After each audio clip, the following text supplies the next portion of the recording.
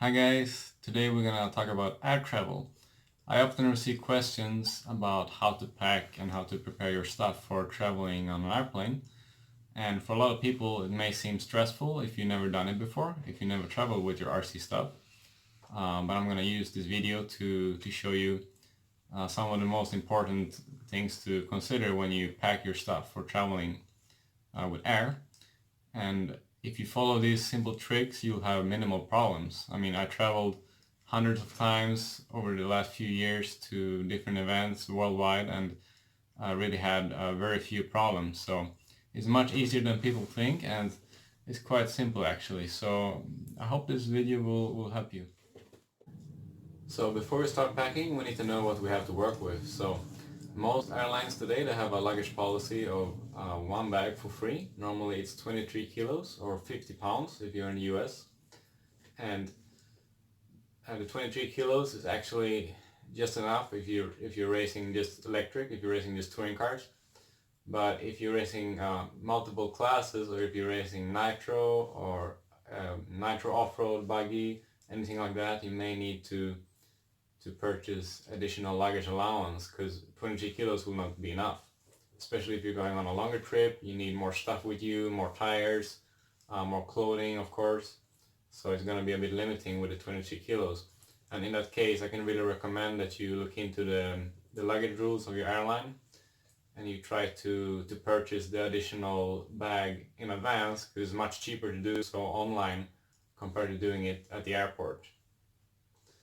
And if you are a frequent flyer, you may not know, but you already get to bring additional luggage because of your status card. So this will help you as well if you have a card like that. But it depends on the card and the type of status that you have. So for air travel, actually the hoodie holder bag right here, it works perfect. It's the correct size. It's pretty spacious. You can easily fill it up with all the stuff that you need. It's easy to carry around because it has a handle to pull it. It has wheels, and you can also lift it with a handle on the front. So it's really a useful bag for air travel, and you can also use it obviously for traveling with car or however you want to travel. So what actually goes inside of the bag, and how do you put the stuff inside the bag in a way where it's not gonna break or not gonna move around too much? I'm gonna show you a few boxes inside and what did I put inside and how did I pack it. So let's take a look. So let's open this up. It's important to use the setup board and your pit towel on top, and it works like a sort of a protection for the other stuff in the bag. Just take that out. Got a few of these hoodie boxes in here. These are actually really useful for packing all sorts of stuff. For example, this one here, I have it full of tools. So this is actually my tool bag. This hoodie parts bag. I got another one here. Has a charger in it.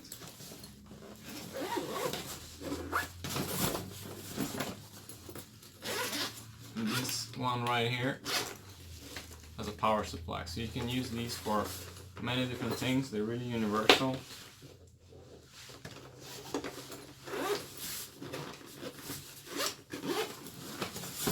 Another important tip is liquid. So I always try to pack my liquids inside Ziploc bags, because when they go on the airplane, they may leak because of the pressure in the cabin, and the pressure changes, and that's why they easily leak. So important to put them inside Ziploc bags. I always use double bags on mine, because I had many problems over the years that bottles opened or leaked on the flight.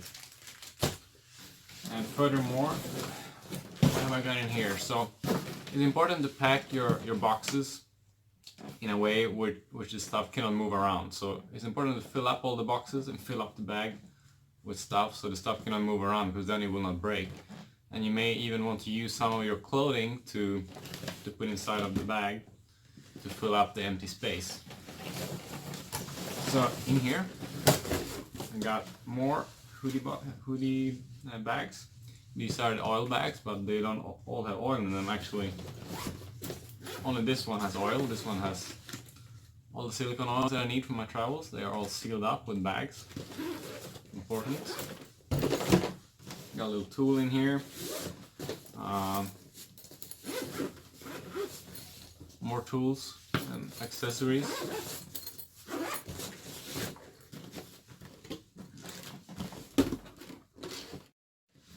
So the next box is my touring car.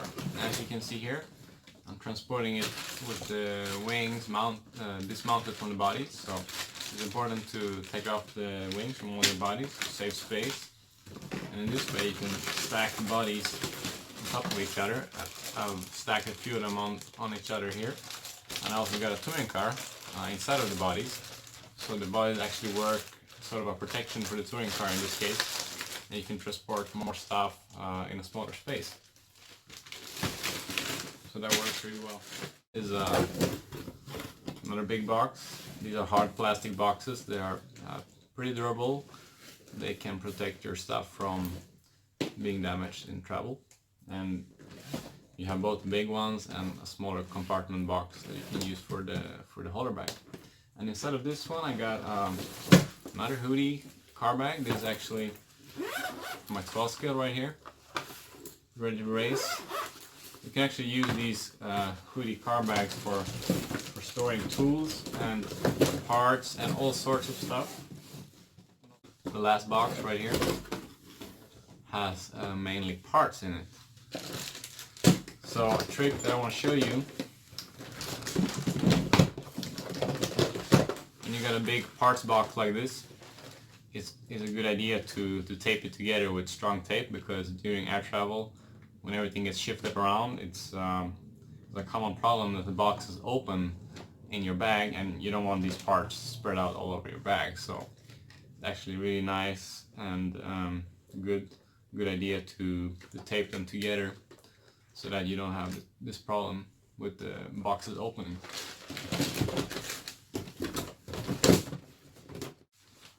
So the next question is obviously about hand luggage, and it also depends on the airline again, but the average sort of rule that airlines use these days is that you're allowed to bring one piece of hand luggage, and it cannot weigh more than 8 kilos. So this is also a bit limiting, of course, but I'm going to tell you a secret, and that is that you can actually get away with hand luggage being a bit heavier than that, because most of the time they don't weigh the hand luggages.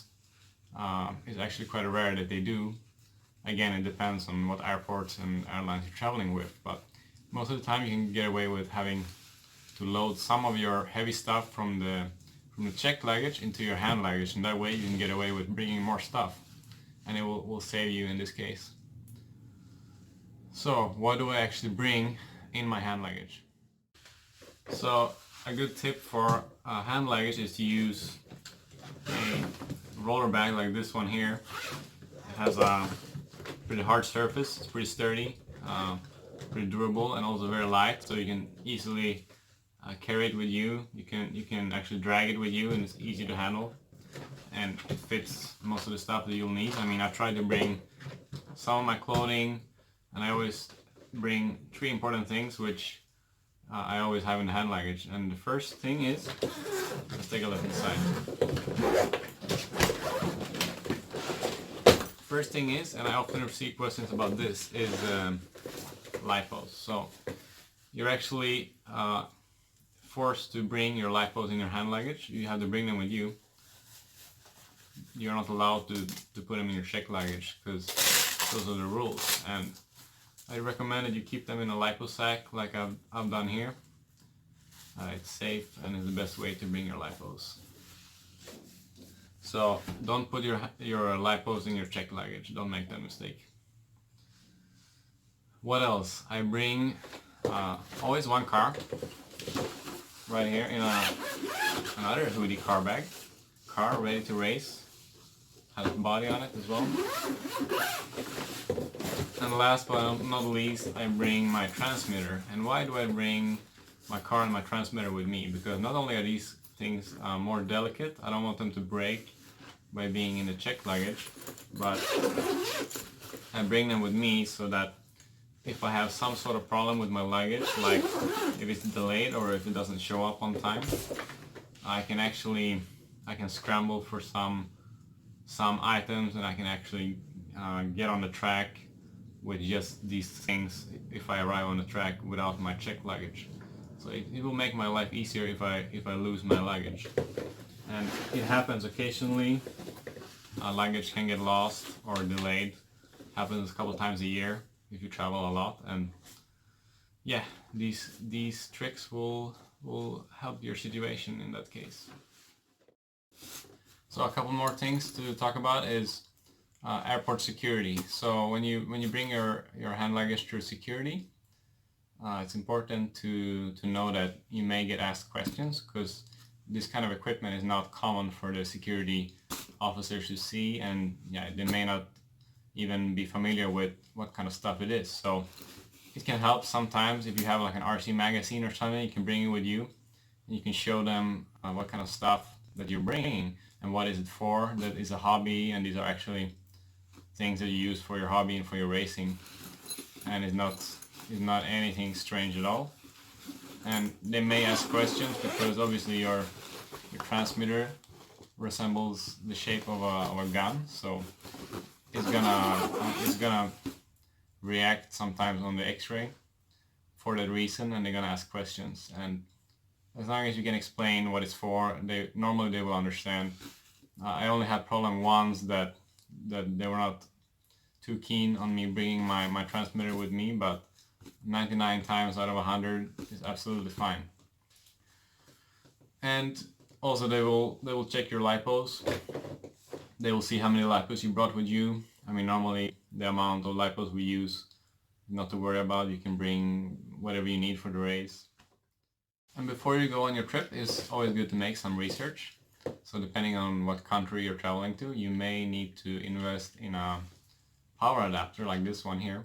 Is a universal power adapter, so you can actually use different plugs for different countries, and this will definitely help you depending on where you're going. So make sure you are prepared for plugging your power supply and phone charger or whatever you need to plug in when you arrive. Power adapter, very important. And the next trick, which is very important too, is to weigh your bag. So I got my bag here ready to go. I got a handheld scale which has a hook on it, so I can use this hook to lift my luggage